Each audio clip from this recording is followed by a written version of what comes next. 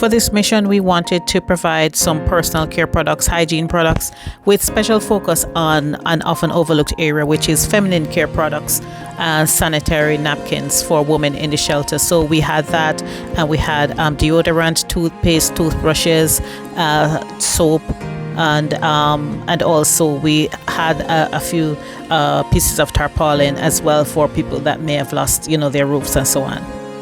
We heard about a single mother in Petersfield that is now homeless with her children, so we did not bring a lot of food supplies, but we thought to pack a bag to bring with us for her specifically with these food items.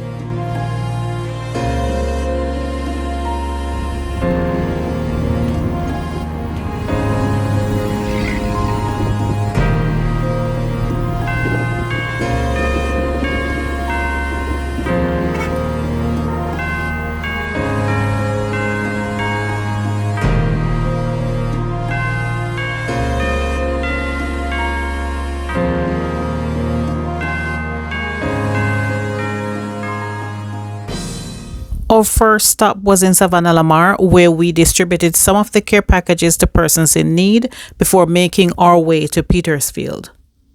Of course, Westmoreland being one of the hardest hit areas, there were scenes of devastation everywhere we looked, and the destruction left by this hurricane completely destroyed houses, the broken roads, the whole electricity infrastructure. There was so much damage, it was overwhelming. All the schools, everywhere you looked, there was like water pooling all over the place because of the constant rains. The devastation was immense.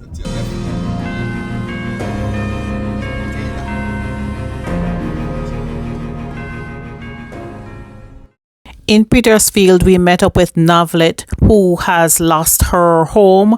She's now homeless because of Hurricane Melissa, and she has her children to feed.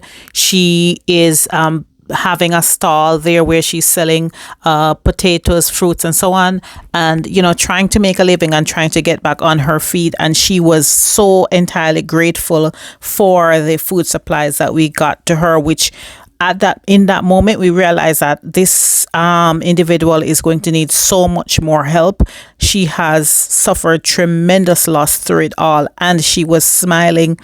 We were just moved by the courage and the spirit that she showed, and the gratitude that she showed for the very minimal assistance that we gave.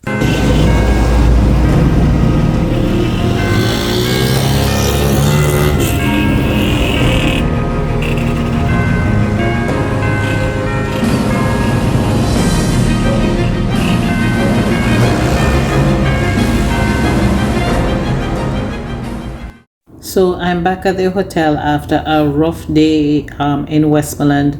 We went from Montego Bay all the way to Savannah Lamar. We went down past Ferris and saw a lot. The damage is indescribable. There are so many people who are going to need long-term assistance, like start from scratch. They are going to need not just assistance to rebuild, but also, ways to sustain themselves while they're rebuilding.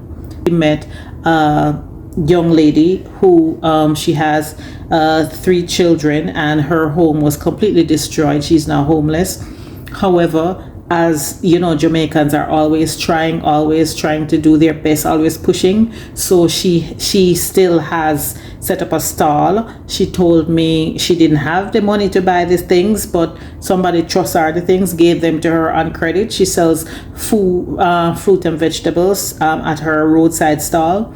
So she had her stall set up there, and